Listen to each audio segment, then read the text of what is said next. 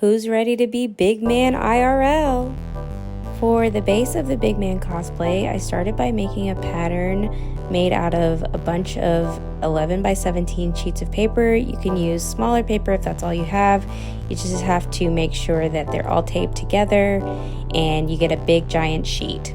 The important part is that you make it big enough to cover the height and width of your body, including arms. Mine ended up being about 8 foot wide by 5.5 feet tall. I drew one side of his body freehand and then I folded it in half and cut both sides out along the line.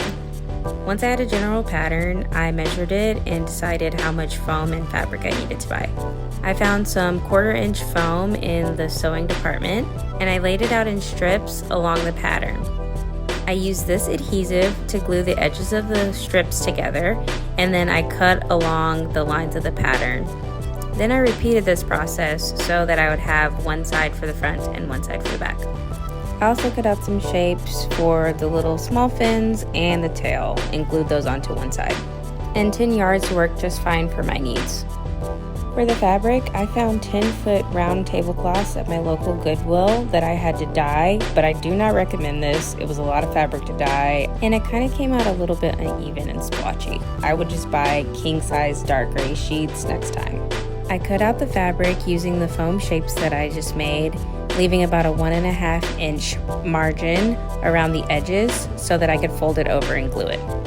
I also reinforced the top with a little bit of garden wire that I had laying around and glued it down with hot glue. Then I glued both pieces together, leaving the bottom mostly unglued so that I could get inside of it. I also left a space at the top of the head unglued so that I could insert the hat and glue that in. Which brings us to our next step. So this is how I made the hat for the Big Man cosplay. I started by sketching up a pattern for what I thought the pieces might look like. I'm not a seamstress and I don't really do patterns, but I knew I would need 2 pieces for the front and back, 2 pieces for the sides, and 1 for the top, and the bottom was just going to be sewn directly together. I didn't have any paper large enough to support the full size of the pattern, so I used 8.5 by 11-inch sheets and just taped them together. And to get it symmetrical, I just drew one side of each pattern and folded it over, and when I cut it out, I cut both sides of the paper. I don't have the patterns I used for this anymore, but hopefully you get the idea. I sewed most of it inside out with a small hole to stuff it with polyfill.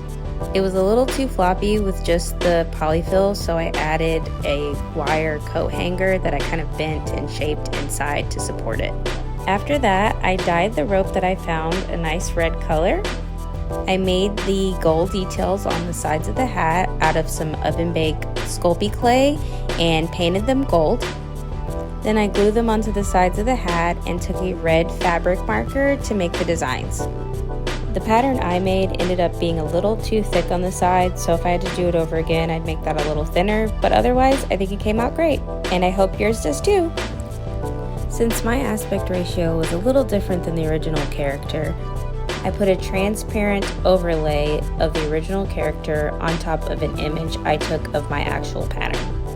I stretched the image of Big Man to more or less fit my pattern, and once I was happy with the placement, I created a new layer and traced the designs onto that layer. I then saved that layer as a PNG for both the front and back designs and printed these PNGs to PDFs. That way I could scale them up and use the print poster feature in Adobe Acrobat. I've included both the PNGs and the PDFs in my Ko-fi link. I took a best guess on the scale up based on the print preview of how many pages wide by how many pages high, and then I laid it on my base to make sure it was about the right size. I taped all the sheets together and carefully cut them out. Then I traced the pattern onto the light gray fabric using some chalk. I didn't really use a pattern for the center strip, I just took a straight piece of cardboard and followed the line. Then I just used hot glue to glue down all the edges. The process is essentially the same for the back. Print it out, cut it out, and trace your pattern onto your light gray fabric, and then glue those designs down with some hot glue. Now that we have all the major components, it's time for detail work. For Big Man's eyes, I just drew what I thought his eyes looked like on one of the white fabric scraps I had from the hat. I cut that out and glued it down with hot glue.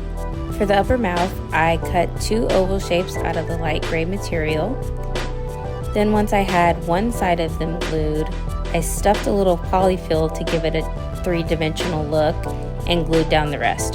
Initially, I made his mouth huge because I thought I was going to be looking out of the mouth hole, but when I put it on, I realized my eyes were lining up with his eyes, so I just cut eye holes there instead.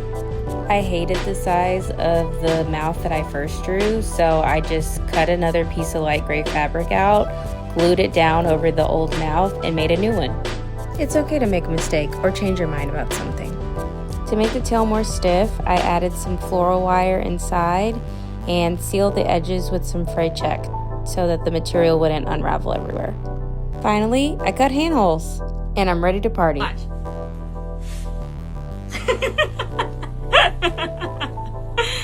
Here's a picture of the finished product. All the files that you need should be linked below. I hope you have as much fun making yours as I did making mine. And I would really appreciate it if you tag me in any posts that you make so that I can see your version of Big Man.